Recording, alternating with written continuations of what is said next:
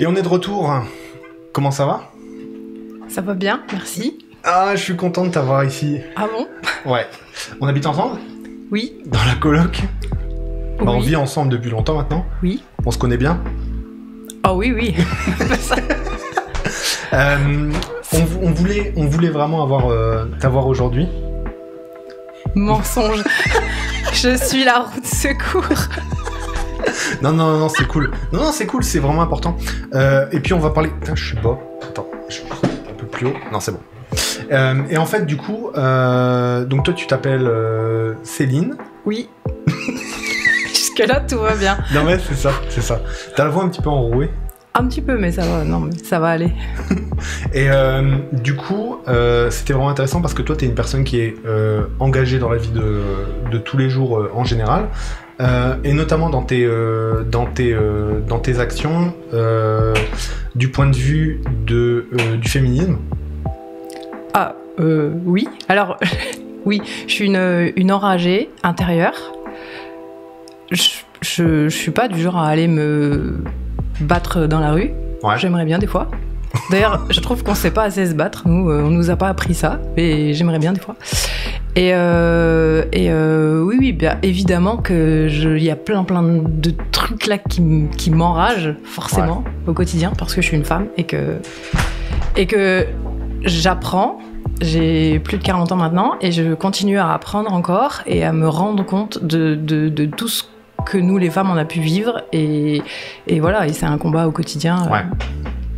Et du coup, on voulait commencer la discussion sur la partie de l'immigration, parce qu'on pensait que c'était un parcours intéressant, tu vois, pour nous deux qui sommes français et qui arrivons là ici au Canada. Depuis combien de temps ça fait que t'es au Canada? C'est nul ces questions parce que je connais les réponses. Je suis avec toi. C'est pas grave. C'est pour donner du contexte. Vas-y. Ouais, on a décidé de vivre une expérience.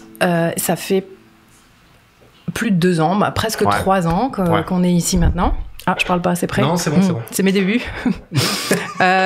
Presque 3 ans maintenant qu'on est ici et on avait décidé de partir de la France pour tester ailleurs, nous tester. Ouais, vivre une expérience et bah oui, alors là on a été testé sur plein de domaines différents. Il a fallu qu'on s'adapte. Alors en plus on est arrivé juste avant la pandémie, donc ça a été aussi un peu particulier. Mais il a fallu qu'on s'adapte à tout et on s'adapte encore. Et c'est génial parce que ça nous permet de nous découvrir, de connaître nos limites, nos peurs. Moi depuis que je suis ici j'ai peur des chiens. Ah ouais? Ouais. En fait c'est pour expliquer que bizarrement quand on se sent pas en sécurité, alors ici, on se sent en sécurité en général, mais ce que je veux dire, c'est que le cerveau, il est tout le temps en alerte parce que on est dans une province anglophone, moi et l'anglais, c'est compliqué. Et donc, je suis tout le temps un peu en alerte parce que je comprends pas toujours et la culture et ce qu'on attend de moi. Et donc, que ce soit au niveau de la vie en général, mais aussi du travail, etc. Même si je suis entourée de personnes extrêmement bienveillantes, bah, c'est toujours compliqué. Et j'ai redéveloppé des peurs qui était vraiment enfoui, comme la peur des chiens, que j'avais absolument balayé. Et quand je suis arrivée ici, je me suis fait attaquer une fois par un chien en allant courir, bref. Et il m'a pas vraiment attaqué, il m'a sauté dessus. Mais depuis, j'ai vraiment peur, alors que c'était quelque chose... Qui faisait pas... Enfin, t'avais pu... Bah non. Et je pense que c'est parce que mon cerveau, il est vraiment en mode... il est redevenu tout petit, un peu en mode sécurité. Je sais pas comment expliquer ça, mais c'est vraiment une expérience... super enrichissante. Alors j'ai eu pas mal de déconvenues par rapport au fait que je sois dans une province anglophone et il y avait des choses parfois que je comprenais pas, mais ouais, c'était des situations un peu cocasses, quoi. Cool. Est-ce que tu conseillerais à quelqu'un de vivre une immigration comme celle-là? Enfin, une immigration en général, une expatriation? Parce que là, c'est facile pour nous, tu vois, on est blanc, on arrive dans un pays développé où on nous attend plutôt à bras ouverts parce qu'on parle français au Canada et qu'il y a besoin de travailleurs français en Nouvelle-Écosse, par exemple. Est-ce que tu le conseillerais à des gens de vivre ce que tu as vécu, enfin ce qu'on a vécu là? Alors, c'est toujours difficile de conseiller quelque chose à quelqu'un parce que ça voudrait dire, moi... alors qu'on connaît pas la vie des gens et leur passé et où ils en sont. Maintenant, je trouve que si on a l'envie, en effet, de se tester et d'apprendre des autres, parce que c'est aussi un apprentissage de l'être humain en général, de plein de cultures, de plein de façons de vivre différentes, de façons de manger, de façons d'être. Oui, bien sûr que c'est juste... génialissime. Après, nous, on a fait le choix de vivre ça comme une expérience et de repartir ensuite. Ouais. Comme si, en fait, on avait vraiment ancré notre vie en France. Mais maintenant, j'ai un esprit beaucoup plus ouvert et l'immigration est quand même compliquée dans le sens où je me sens pas encore vraiment installée et chez moi, même si je suis très bien ici et qu'on a des amis formidables et voilà. J'ai l'impression de pas être chez moi. Ouais. Ça, c'est le sentiment que tu décrirais par rapport à l'immigration, c'est le fait de te dire, finalement, je suis quand même pas dans mon pays. Oui, c'est ça. Et est-ce que tu dirais que c'est la société qui te fait sentir ça, les gens que tu rencontres, ou est-ce que c'est un sentiment plus... Non, je pense que c'est le fait d'avoir vécu dans une culture et dans une façon d'être et de façon de vivre en général pendant longtemps. Je pense que on a emmené avec nous donc ma fille Romane qui est beaucoup plus jeune et qui elle a eu du mal à s'adapter au début, mais maintenant elle est vraiment pleinement intégrée. Et même si elle retourne en France avec nous, je pense que comme elle a vécu moins longtemps vu son plus jeune âge en France, bah elle s'est habituée très très vite et puis elle est bilingue et puis voilà, ça a été beaucoup plus vite pour elle. Ouais. Je pense si on avait décidé de rester, faudrait lui demander, mais si on avait décidé de rester, peut-être que ça aurait été beaucoup plus facile. Yes. Moi je sais que j'ai l'impression d'être un peu entre parenthèses, de vivre des trucs à fond, mais un peu entre parenthèses, en sachant qu'il y aura à un moment un retour. Ok.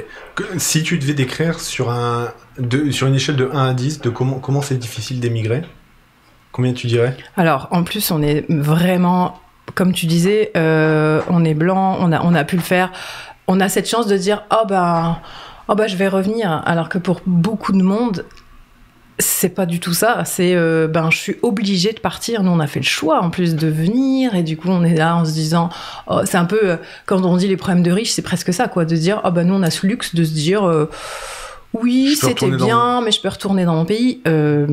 Du coup je pense qu'il y a vraiment plusieurs niveaux. Nous on est un peu on appelle ça d'ailleurs des expats. Ouais, on en parlait en première partie d'émission. Ah bah voilà. Nous, on n'est pas non mais on n'est pas des voilà. Immigrés, tu vois, on est des expats, tu vois, et d'ailleurs, le mot immigrant, migrant et tout, c'est pas du tout adapté à nous, on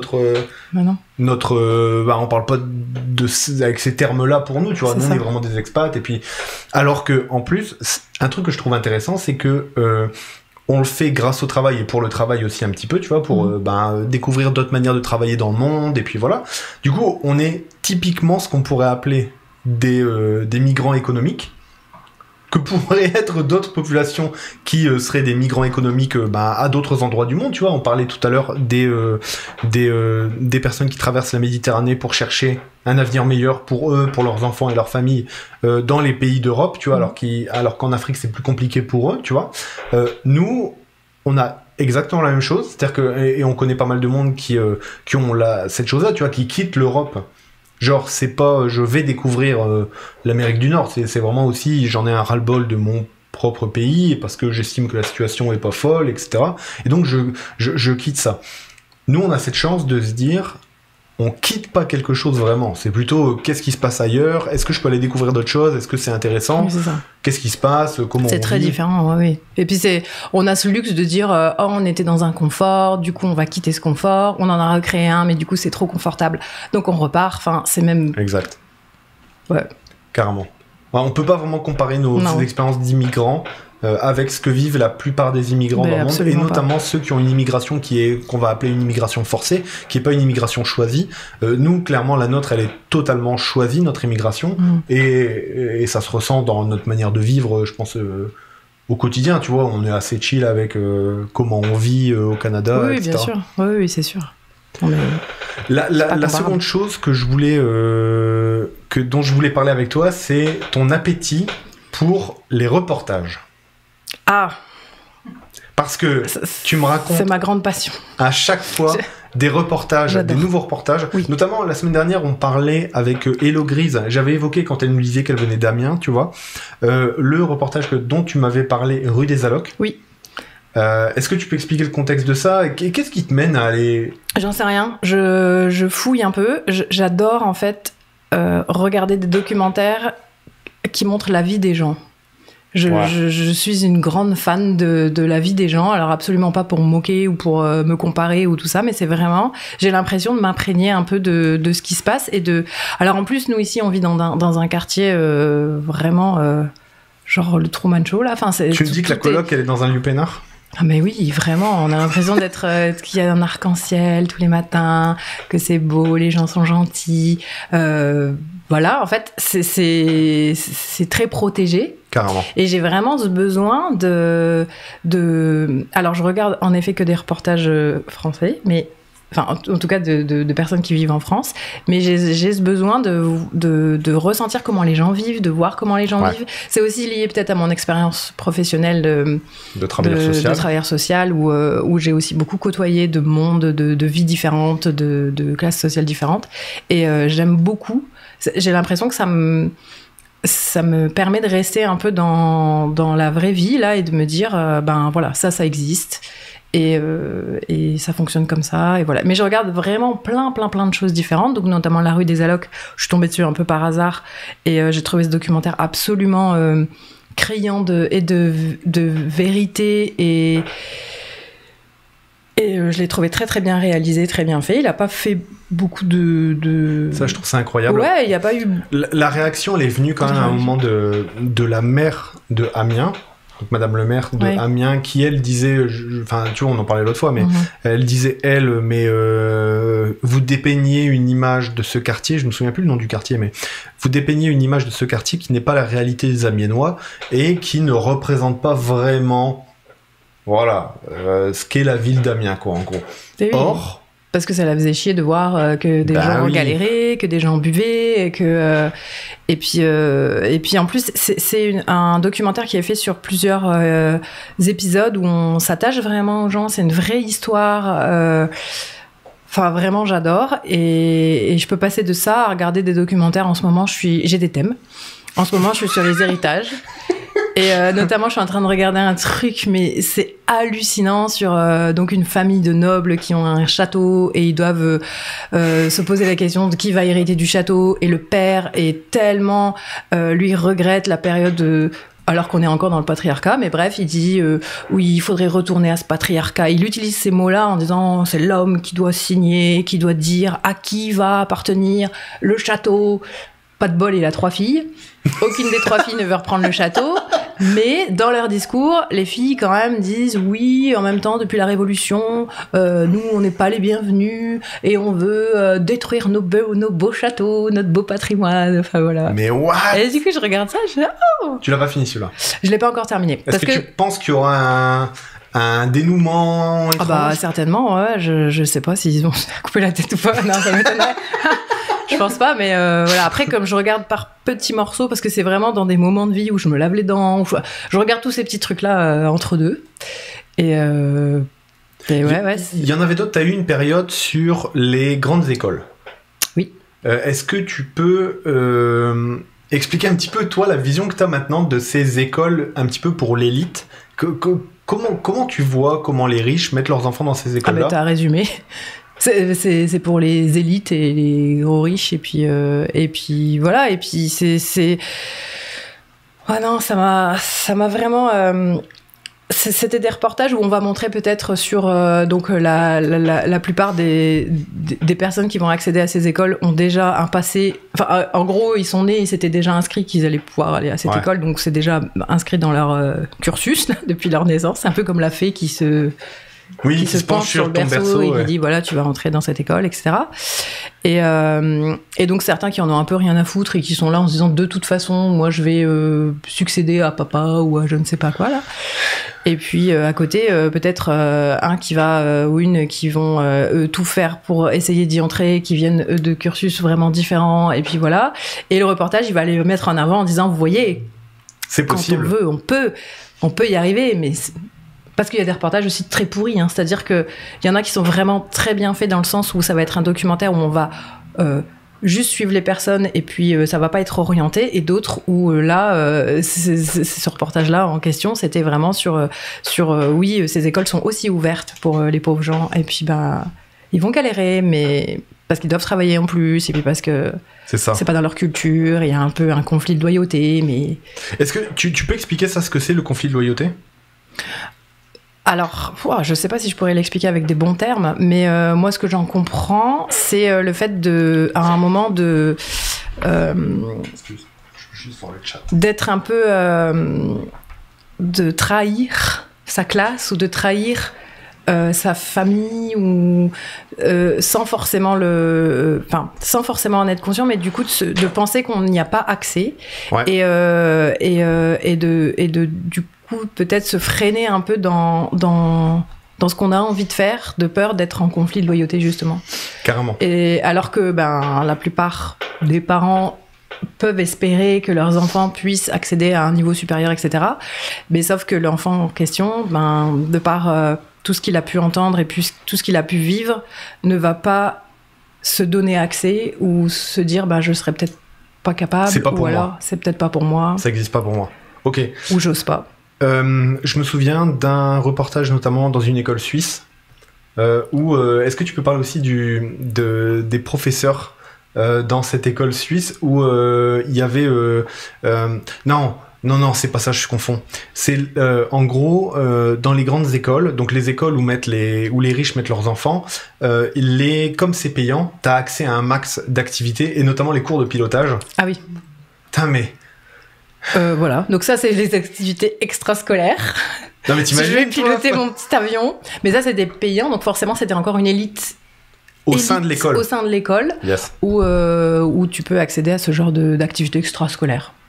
Voilà. Mais t'imagines, toi, est-ce que tu penses que à la sortie, enfin, nous on a quand même un truc sur comment dire, c'est issu des réflexions qu'on avait pu avoir notamment avec les discussions avec Franck Lepage sur la vision que devrait être l'éducation. Et il y avait, pour la faire courte, en gros, il y a 2 écoles de l'éducation nationale en France normalement, à la Révolution.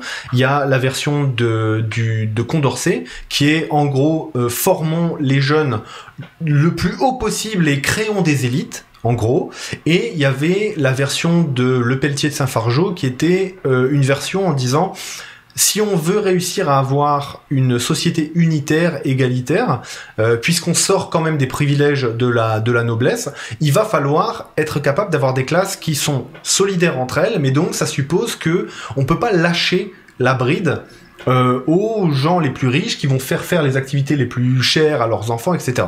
Et en gros, il y a un débat à l'Assemblée nationale à ce moment-là, donc après la Révolution française, et ce qui l'emporte, c'est l'école de Condorcet, avec « faisons de l'élite, parce que l'élite sera au service de la nation ».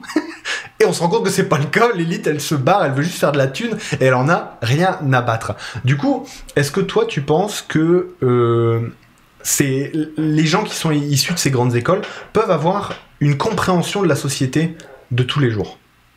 Genre en gros, est-ce qu'il non, parce que ça rejoint, puisque t'as toujours vécu dans quelque chose du coton, et puis des choses où t'as jamais affronté je sais pas, la crainte de pas manger, la crainte de... Ouais. Donc comment tu peux, c'est même pas pour les défendre, mais comment tu peux te rendre compte de ça? Sauf que les personnes qui dirigent, elles ont absolument aucune idée. Mais c'est comme l'autre là qui a balancé qu'une assistante maternelle gagnait un SMIC. Je sais pas si vous en avez parlé, mais gagner un SMIC par enfant gardé. Pour expliquer le contexte là aux gens internationaux, là une assistante maternelle, c'est donc ce qu'on appelait anciennement une nounou, une nourrice. Qui garde des enfants à la maison. Qui garde des enfants à la maison. Toi qui travailles dans le domaine, dans le secteur en France, combien gagne une assistante maternelle Alors, les tarifs en France, quand je suis partie, le secteur... Alors, je sais que c'est différent selon les secteurs. Sur Paris, ça doit être aux alentours de 5 € de l'heure. Et là où moi, je travaillais, c'était aux environs de 2,80 € de l'heure. Par enfant. Donc on est vraiment loin d'un SMIC par enfant, et en plus il faut avoir des contrats, forcément elle se battait pour avoir des contrats à temps plein, parce que la plupart c'était des contrats à temps partiel, c'est-à-dire des enfants tu déposes ton gamin l'après-midi, puis... Voilà, que tu vas conduire à l'école, donc tu les as 1h le matin, un peu le midi, et puis après l'école. Donc... Attends, tu veux dire que si tu les as 3 heures, ça fait 3 fois 2,80 €? C'est ça. Donc tu fais 7 € par jour avec un enfant. Donc ça mais certaines personnes qui n'ont absolument aucune idée de ce qu'est la vie pensent qu'il y a un SMIC par enfant, mais tout le monde va être assistant maternel à ce moment-là, tu vois. Le SMIC, c'est... Ah oui. Excuse, Merci Mélo qui nous souffle les bonnes questions. Elle est sous la table.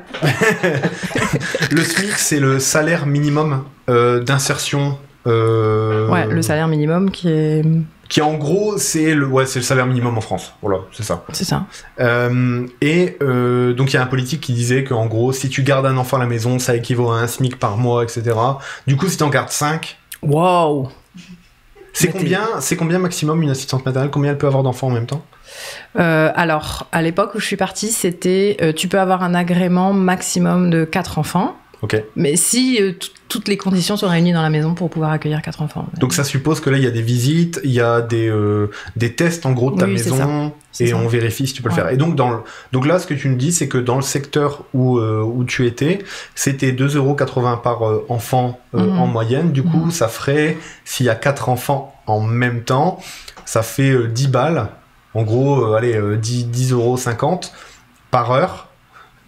Non mais voilà, c'est du ridicule et c'est pour ça que... Et c'est même pas à temps plein, c'est ce que tu dis, tu vois. Ouais, voilà, et ça résume bien le fait que la plupart des gens qui vont sortir des grandes écoles et qui n'ont jamais connu ce qu'est la vie peuvent pas décider, peuvent pas...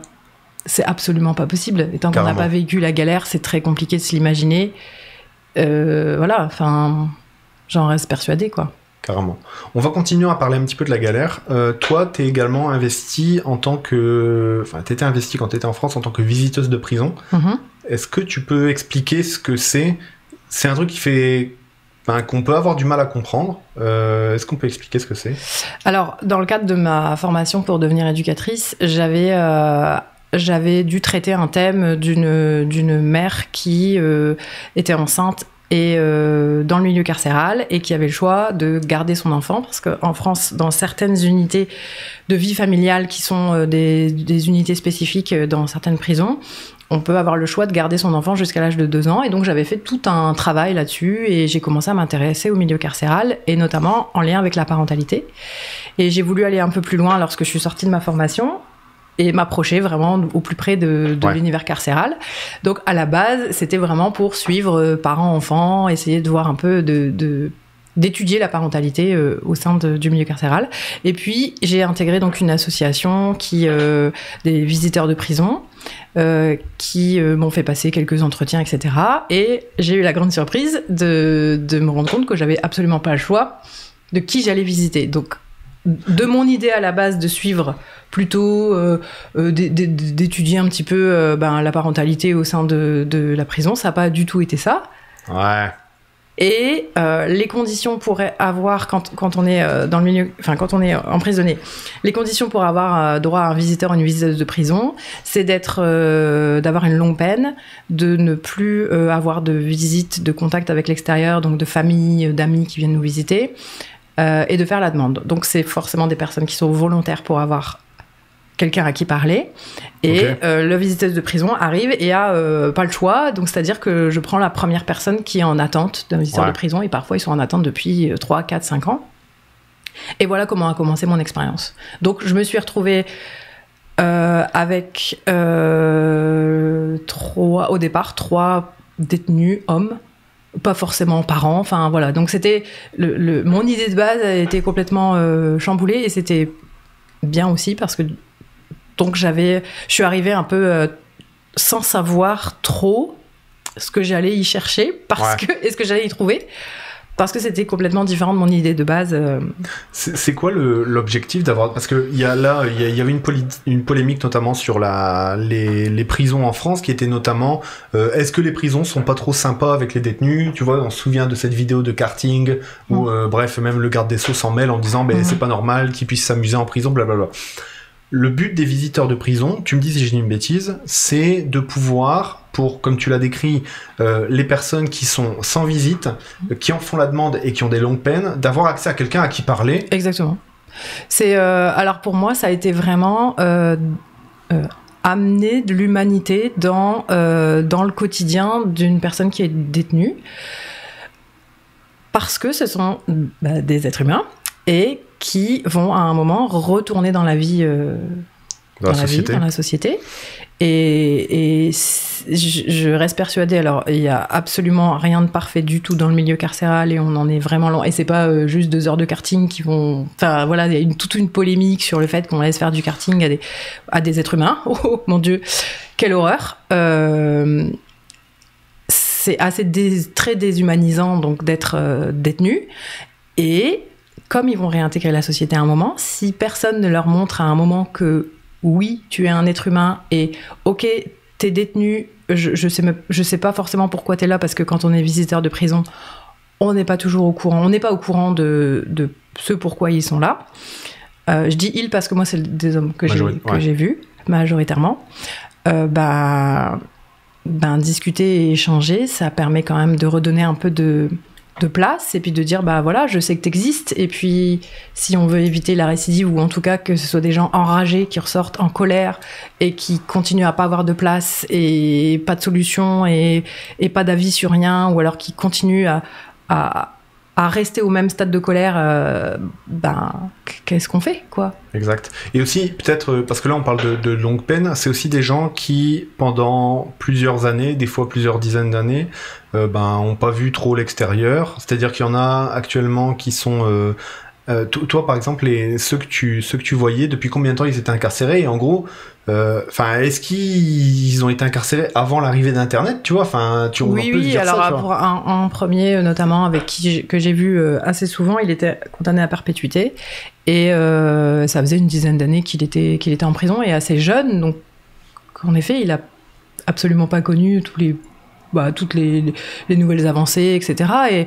Et quand ils vont être rebalancés, alors il y a des services pour ça, pour les accompagner, mais qui ont peu de moyens, donc c'est pareil, ils vont avoir 100 détenus à suivre socialement, et puis au niveau médical, et au niveau de toutes ces choses-là. Donc, je dis pas que nous, les visiteurs de prison, on fait des miracles, mais en tout cas, on apporte autre chose, parce que souvent, ils sont les seules personnes qui vont voir, ça va être lié à leur détention, ou alors le psychologue, l'avocat, voilà, ou des médecins.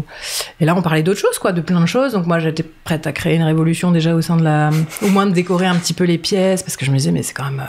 pourquoi on décore pas un petit peu, quoi, un petit peu de peinture? Moi, j'avais pas le droit, mais ça t'a enrichi cette expérience? Oui, c'était super enrichissant. Et puis encore une fois, c'est cette histoire je dois avoir un problème avec ça, mais le fait de sortir de ma zone de confort, quoi, d'aller de confronter des choses où je suis pas forcément à l'aise, et il va falloir que je maîtrise l'entretien, parce que c'est l'air de rien. On est quand même pas mal briefé sur la sécurité, sur le fait qu'on soit seul dans une toute petite pièce, fermée, avec pas de poignée. Donc le seul moyen pour moi de dire que c'est terminé et qu'on arrête l'entretien, c'est d'aller toquer à la porte et d'attendre qu'un gardien ou qu'une gardienne ne vienne ouvrir. Donc je me suis retrouvée dans des situations, je me disais, mais pourquoi je fais ça? On est mercredi après-midi, j'aurais pu aller manger une glace, j'aurais pu aller au cinéma. Non, je viens ici. Donc ça m'a autant apporté que je pense avoir pu apporter un peu d'humanité à un moment où on a discuté de choses et d'autres, la pluie et du beau temps. Et en même temps, je me rendais compte que des fois, je parlais de certaines choses, je me disais, mais le mec, il a pas vu, en fait, il sait pas. Et donc, mais oui, mais de quoi je parle?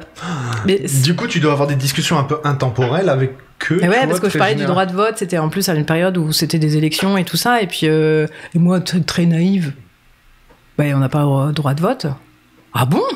Mais tu peux pas voter? Ah ok, mais il faut faire il faut le dire, quoi. Tu vois. Et moi je débarquais, ah ok, donc forcément, pourquoi s'intéresser à la vie de la société? Non mais carrément. On peut même pas voter, on peut même pas prendre de décision, du coup tu subis quoi qu'il arrive, quoi. Et est-ce que ça arrivait que des détenus se présentent pas, par exemple, pour venir? Alors oui, ça pouvait arriver, pas de leur... En fait, c'est parce qu'ils pouvaient avoir... Là où les détenus que je suivais, moi, étaient dans une aile un peu plus calme, parce que c'était des longs des longues peines, donc ils avaient eu le temps de se calmer un peu et de réfléchir, et du coup, là, c'était leur vie, donc ils avaient commencé à en faire un lieu de vie un peu plus cool, en tout cas entre eux. Ouais. Et ils avaient le droit de sortir de leur cellule à partir... La nuit, ils étaient enfermés, mais le matin, c'était ouvert, et ils avaient les clés de leur cellule, et ils pouvaient donc aller à la bibliothèque, faire du sport, et certains pouvaient travailler. Ok. Donc parfois, quand j'arrivais, ils n'étaient pas disponibles. On les cherchait, Ok. ils n'étaient pas disponibles. Intéressant. C'est ça que tu voulais que je dise? C'est ça. C'est lui qui me dit. Non, mais moi, non, mais je connais toutes ces histoires, du coup, j'ai envie que tu les racontes. Parce que je trouve ça vraiment intéressant. La partie humanisation du détenu. Et d'ailleurs, ça me mène à un point où, tout à l'heure, tu m'as dit, quand on préparait un petit peu cet entretien, tu me dis, il y a un truc dont j'ai envie de parler, c'est la peine de mort. Qu'est-ce que tu as envie de dire par rapport à ça? On sait que ça a été aboli en France. Ça a été aboli dans plein de pays. Mais quand on entend les discours et les discussions des personnes et des gens, il semblerait que ce soit pas si bien que ça que c'est été aboli. C'est quoi ton positionnement par rapport à ça? C'est surtout parce que là, c'est revenu avec les crimes horribles qui ont eu lieu, qui ont été très médiatisés. Je pense à la petite Lola, etc., où on a entendu peine de mort, etc., etc. Je pense qu'il faut vraiment faire la différence entre un besoin de vengeance qui est en effet très personnel, je pense aux familles des victimes, etc., ouais, qui évidemment vont crier vengeance, et on peut pas leur en vouloir parce que tu perds quelqu'un de très cher, et que du coup, toi, la seule solution que tu vois, c'est une vengeance qui est réelle, et que tu as envie que cette personne n'existe plus. Mais la justice, elle est pas là pour venger des gens, en fait. Elle est là pour... Parce que s'il y a un moment, on est dans une escalade de violence, de se dire, puisque t'as violé, je vais te violer, puisque t'as tué, je vais te tuer, et du coup, on annule tout. Absolument pas. Ça va être l'escalade de violence, et ça va être de la vengeance, et la justice, elle est pas là pour ça. Ça, je reprends ce que Badinter a fait son plaidoyer, enfin en tout cas en parlant de la peine de mort, mais c'est vraiment ça, et qu'il y a une grande différence, et que la vengeance, on va la laisser aux personnes qui ont cette soif de vengeance, etc., et on espère et la justice, elle est là pour, évidemment, non, on va pas... Yes. Et en plus, il y a eu des études qui ont bien montré que la peine de mort n'avait absolument pas d'impact sur la violence, sur la criminalité. Donc, en plus, ça ne marche pas. C'est encore, à la rigueur, on pourrait en discuter. Non, mais même pas. Je veux dire, c'est pas un moyen de... Donc, la peine de mort, pour toi, c'est quelque chose d'inutile, en plus d'être inhumain? Bien sûr. Complètement. Alors là, je suis... Parce que nous, en tout cas, des discussions qu'on a souvent toi et moi, c'est autour de l'efficacité de quelque chose. C'est-à-dire qu'en gros, on essaie de réfléchir à au-delà de nos intérêts perso, qu'est-ce qui est efficace, qu'est-ce qui ne l'est pas. Et là, ce que tu dis, c'est que, par exemple, tous ceux qui reviendraient sur l'histoire de remettre en place la peine de mort sauverait les choses. Non. C'est prouvé. C'est prouvé. Donc après, du coup, il reste l'histoire de la vengeance. Et ça, non, on peut pas. La justice ne peut pas accepter qu'il y ait une vengeance, parce que sinon on s'en sort plus, quoi, en fait. Ouais. Et puis c'est... Voilà, je suis humaniste, donc non, on tue pas des gens parce qu'ils ont tué, même si... Le gros problème, c'est que les solutions ne sont pas toujours adaptées. Des gros criminels qui ont des gros problèmes psy et qui sont pas suivis, voilà. Et ça, j'ai pas la solution. Après, c'est pas à moi d'apporter la solution, mais en tout cas, les tuer, c'est pas la solution non plus, quoi. C'est marrant parce que ça fait le lien un petit peu avec l'émission qu'ont fait Mélo et Roman sur la question de Dahmer. Moi, je sais que toi et moi, on était allés voir le Joker au cinéma, et ça nous avait un peu frappé sur le traitement de la maladie mentale, et comment le manque de services publics peut mener à des drames de par le non-traitement de la maladie mentale de certaines personnes, et c'est ce qui arrive dans le Joker. Alors c'est romancé dans le Joker, mais ça part d'une chose vraiment forte dans le Joker, par exemple, c'est l'élément déclencheur de la folie. C'est le moment où il n'y a plus de service public pour m'accompagner en tant que malade mental, et c'est là où je pars en couille, en gros, et là où je prône la violence, tu vois. Où il n'y a plus de limite, et où il y a justement cette vengeance vengeance aussi qui revient là, c'est-à-dire je me venge du fait qu'on ne s'est pas occupé de moi, du fait que j'ai une vie de merde, que j'ai pas de famille, que je suis pas aimée, et on en vient à ça, ouais,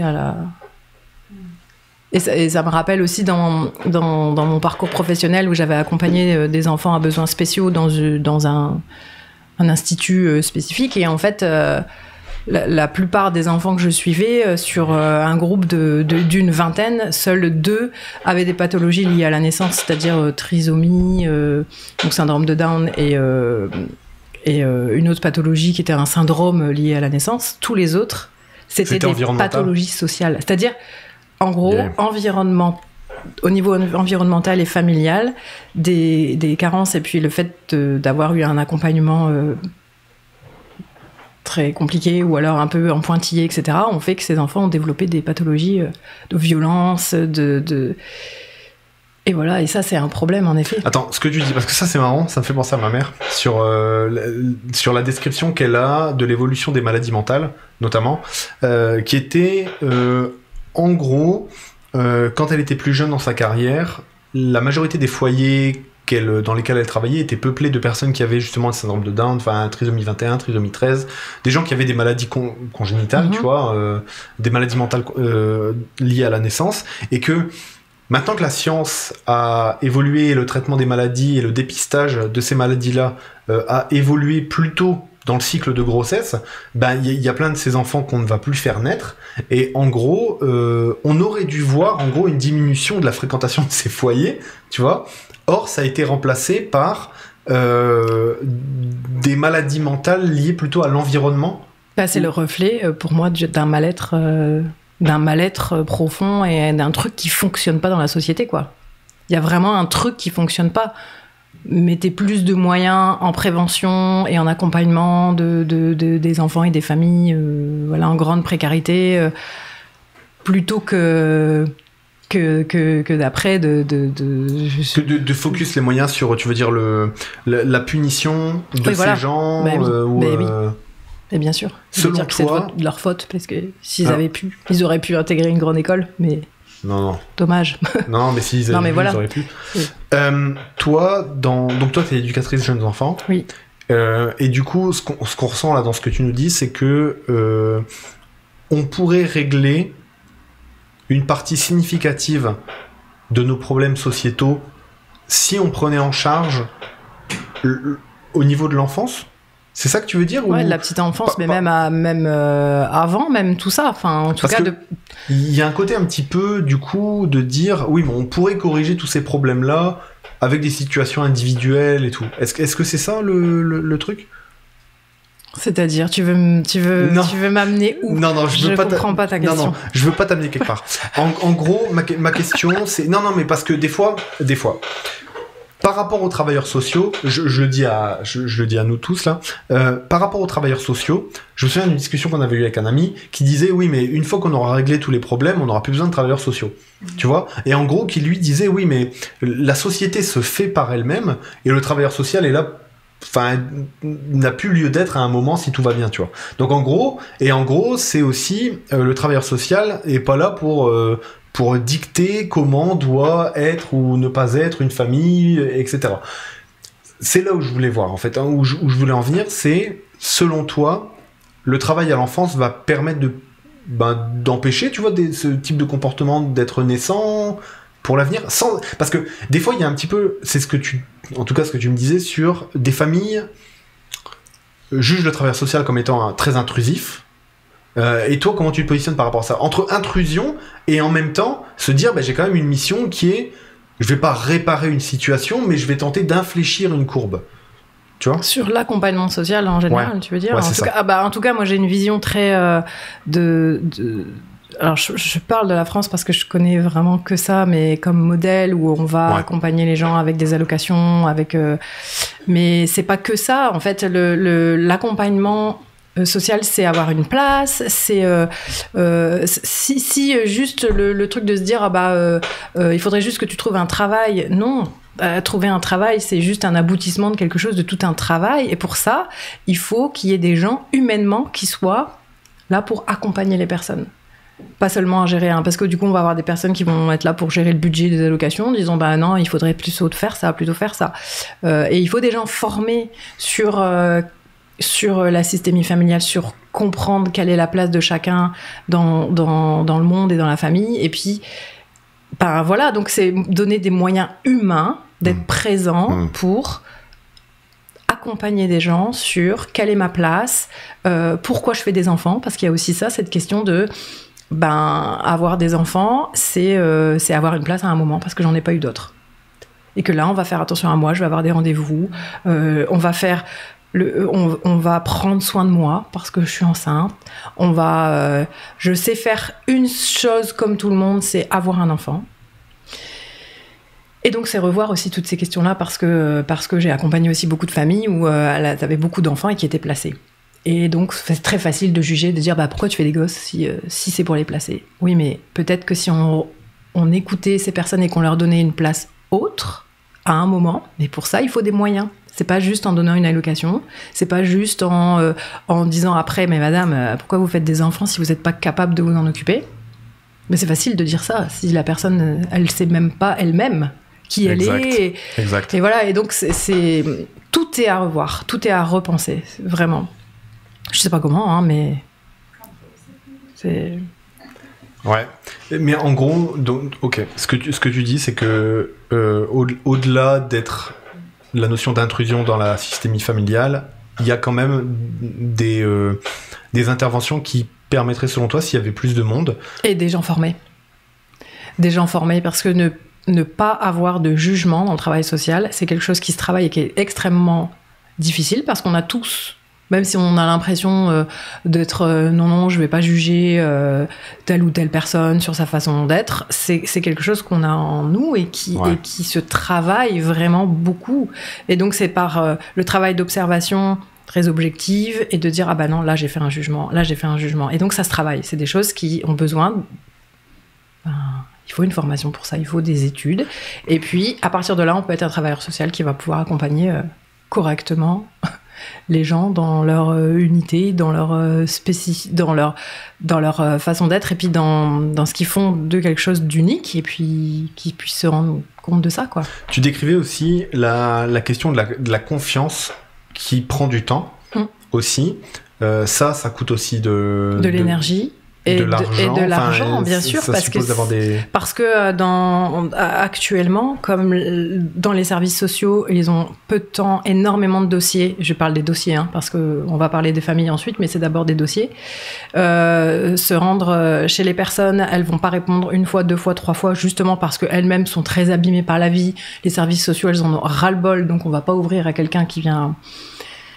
Eh bien, même sans voir les gens, ça va être un placement parce qu'on n'aura pas eu le temps d'étudier et qu'on n'a pas le temps de... Voilà, moi j'ai eu la chance de pouvoir faire des suivis parce que j'étais en dernière année, j'étais en genre de stage. Donc en fait, j'avais un stage long où j'avais que ces dossiers-là à traiter. Donc j'ai mis toute mon énergie là-dedans et énormément de temps pour pouvoir accéder à des familles et avec qui on a eu des échanges absolument formidables, mais il a fallu... beaucoup de temps, je suis restée dans le couloir parce qu'on voulait pas de moi et que je comprenais et que je me disais bah oui, je suis qui moi pour te dire et donc j'arrivais en me disant mais vous allez m'apprendre en fait parce que qui vous êtes et c'est pas moi qui vais vous dire oh mais c'est sale chez vous et on va se baser là-dessus. Bah non, vous êtes qui, comment vous fonctionnez, quelle est votre histoire et c'est ça, et ce travail-là il est long. J'étais émue là, non ? Ouais, je suis émue. Non, bah si, mais comme à chaque fois qu'on en parle, tu vois, mais non, mais sur la question du travail social, tu vois, c'est quelque chose qu'on a du mal à appréhender. Dans la vie de tous les jours, c'est tellement relégué à je sais pas quel plan, tu vois, le travail social, que à chaque fois que je me retrouve à confronter à ces situations-là et en train d'imaginer, tu vois, que t'as des gens qui restent sur des pas de porte, juste en se disant bon bah je vais faire mon travail avec cette famille ou avec ces gens, je vais les rencontrer, puis on va discuter, et puis enfin tu vois, j'imagine toutes ces choses là. C'est une extrême violence qu'ils vivent, c'est tellement violent en fait que j'ai pris des leçons et des claques dans la tronche, parce que la période où moi j'intervenais dans ces familles là, je pense qu'elles étaient plus riches que moi au niveau financier. Vraiment, parce que moi j'étais dans une galère pas possible. Bref, je vais pas rentrer dans les détails, mais c'était pour montrer que la richesse, elle est pas dans l'argent. Elle était vraiment dans, et c'est là où vraiment je me suis rendu compte de ça, elle est vraiment dans la vie sociale, la place qu'on a, la compréhension du monde, de comment ça fonctionne. Moi, j'avais beau galérer, je savais quand même où était ma place, qui j'étais, ma famille, des valeurs, une éducation. Enfin, voilà, j'avais une famille sur qui compter, je me sentais pas en danger. Mais j'avais donc un inconfort financier, mais je savais quel mot utiliser pour obtenir tel job, je savais comment le tenir, je savais comment m'habiller. Enfin voilà, et donc une fois qu'on a compris ça, j'ai l'impression qu'on peut toujours réussir à se débrouiller, que la misère sociale, pour moi, c'est ça, c'est vraiment de pas avoir ces outils-là, parce qu'on se connaît pas soi-même et qu'on n'a pas de place et qu'on a été tellement abîmé que c'est par les vraiment refus, par la violence du système, rejeté complètement.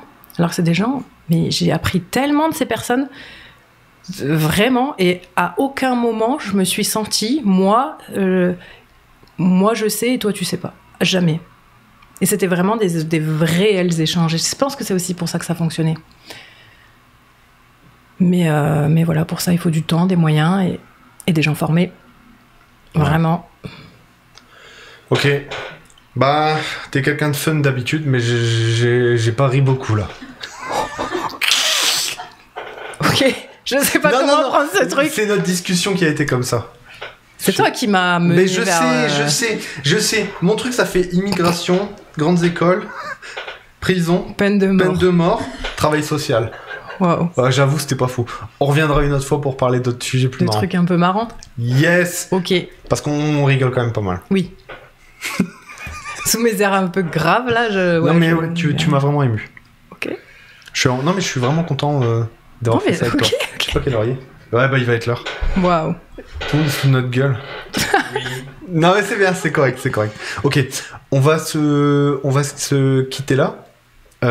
Et du coup, merci beaucoup. Je t'en prie. Pour une roue de secours, c'était... Alors, pour la petite anecdote, ce matin, il me parlait de roue de secours et je me dis, tiens, en anglais, comment ça se dit ? Ça doit être... Et donc, j'ai fait une traduction dans ma tête. Roue de secours, Wheel of Change, je sais pas quoi. Et du coup, j'ai eu la musique de Scorpion, Wind of Change, dans ma tête toute la journée. Alors que ça se dit pas du tout comme ça, roue de secours. Hein. C'est Spare Wheel... j'ai regardé. Et c'est pas Wheel of Change. Wheel of Change. Voilà. Merci Céline. De rien. Non mais c'est vraiment cool. On va aller manger du coup avec tout le monde des bonnes pâtes parce que la semaine dernière on n'en a pas mangé ensemble. Non. Donc la pâte, en plus t'as ramené Mélo, elle a ramené des courgettes. Oh génial. Yeah. On va aller se cuisiner ça. Du coup les amis qui nous regardaient, on vous dit à la semaine prochaine. Semaine prochaine du coup on le rappelle, émission chill comme d'habitude, hein, on est tous très chill, hein, on parle de misère sociale, on parle de peine de mort, on parle des sujets toujours intéressants. Le monde va bien. Le monde va bien. Toujours des sujets intéressants au niveau politique et sociétal. Semaine prochaine, du coup, on se retrouve avec les mesdames en deuxième partie d'émission qui seront nos invités pour parler un petit peu de leur projet qui est vraiment cool, de mettre à l'honneur des femmes à travers l'histoire, des femmes qui ont œuvré à travers l'histoire, qui sont des figures vraiment importantes de l'histoire et qui sont un peu des fois méconnues ou sous-représentées par rapport à aux mecs. On aurait pu parler féminisme plus, mais oui. C'est peut-être pas mon rôle en tant qu'homme sur ce plateau, non. Tu vois, Ouais. Voilà. Je suis pas chez moi. Enfin, je suis pas chez moi, non, mais on le sait. Mm-hmm. C'est ça que c'est. T'es un homme, t'es un allié. T'essaies de faire ce que tu peux. Mais tu te tais. Donc c'est pas moi qui aurais pu en parler. Ah non. Oh putain. Ouais, d'accord. T'es quand même fun en fait. Du coup, on se retrouve la semaine prochaine. 18h au Canada Atlantique, 17h au Québec, 23h. Il y a pas un changement d'heure ? Si, il y a un changement. Ils ont déjà changé d'heure en France. Ils ont changé d'heure, je pense. Bref, mais en tout cas, on vous enverra tout ça sur Instagram, les réseaux sociaux. Suivez-nous. Du coup Insta, et du coup cette émission sera disponible dès demain pour ceux qui ont raté le début, en vidéo et en podcast également. C'était vraiment cool. Merci. Je suis Yop. Merci beaucoup. On se voit la semaine prochaine. C'était C'était une fin de merde, ça, hein? Ouais.